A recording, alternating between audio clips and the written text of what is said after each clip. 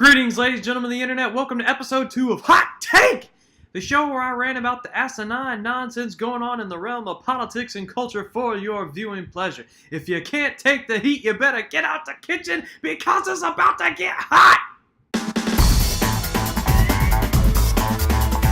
So what I'm hot about today is the latest idiotic legislative idea from Miss Pocahontas herself, Elizabeth Warren. Take it away, Wampum Warrior. Oh, goody, we're getting to the nonsense right off the bat here. In spite of what the idiots at Now This think, capitalism is doing just fine in spite of leftists like them trying to overregulate it. So she starts. So here's the situation. Since the 1980s, giant corporations have kept on growing, but more and more of the corporate earnings have gone just to the shareholders. They've sucked trillions of dollars in cash out of our companies, while workers have been left out. The rich got richer, but workers' wages stayed flat. Shareholders have sucked trillions out of companies? Number one, which orifice did you pull that statistic out of? And number two, what about all the money that shareholders put into these companies with investments? The money that investors put into corporations is what helps them to create new products and services and to create new jobs for these workers. Investments play a major role in keeping our economy growing for everybody from CEOs to John Doe working minimum wage. My new bill, the Accountable Capitalism Act, will help level the playing field. The Accountable Capitalism Act. Pretty sure capitalism is a lot more accountable to the people than the U.S. Senate is, but go ahead. It'll put trillions of dollars in the pockets of workers, and it won't cost the taxpayers a dime.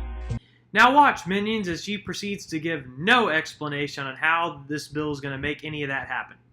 So here's how it would work. First, the biggest corporations in America would need to make new, legally binding commitments that take into account what's good for their workers and not just what's good for their shareholders. In addition to the problems with how vague that is, corporations already do take their workers into account when they make decisions. They have to, because if they treat their employees badly, eventually they are going to leave. And a company that cannot find and retain capable employees is eventually going to go out of business.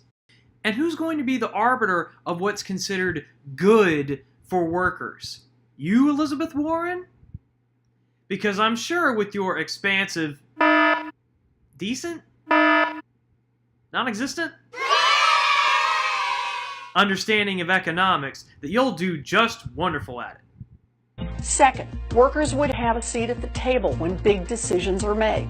My bill would make it so that at big corporations, workers would get to elect at least 40% of board members. So the government is going to make it so that people who have no qualifications or experience in making business or management decisions will have to have a say in who gets to make business and management decisions. Yes, I'm sure that'll work out just wonderful. That would be like if a hospital had to let the janitors pick 40% of the brain surgeons. Now don't get me wrong, if a corporation chooses to elect its board of directors that way, then hey, knock yourselves out. It may work for you, who knows? But the government telling corporations how they have to pick their board of directors is not only unconstitutional, might actually be economic fascism. You'd think leftists like Elizabeth Warren would be able to recognize fascism, considering how often they throw this term around. And third, to cut down on the dark money that flows from corporations into politics. What about the dark money that goes from unions into politics? Or do we not care about that? Do we not care about that? Oh, wait! That's right.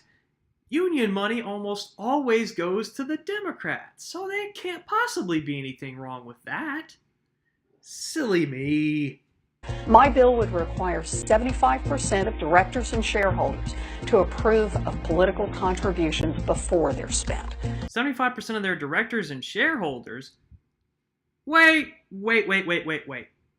I thought that this was supposed to be about giving power to the workers. Why don't they have to have a say in approving where this money gets spent? I mean, we're making them pick almost half of the board of directors now. Why not make them directly decide who the company donates to?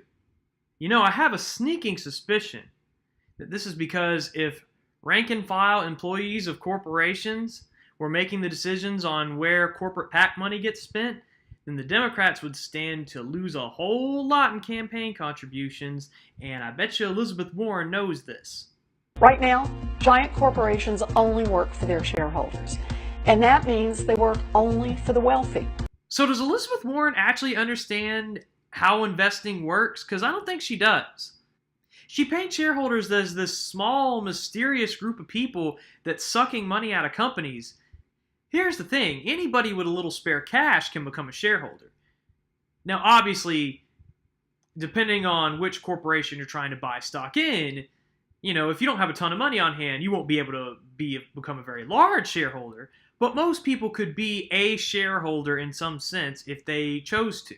And based on a 2017 Gallup survey, most Americans are, either directly or indirectly.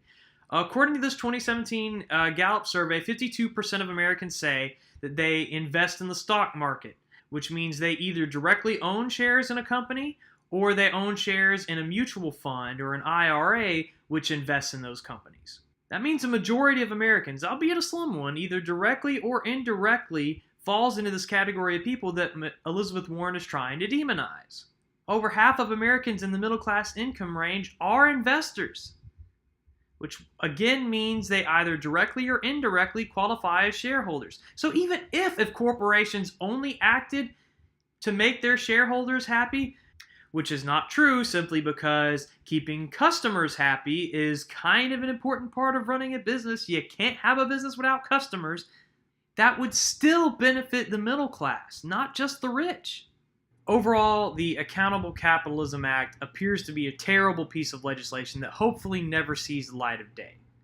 At least that's my take. Howdy, thanks for watching.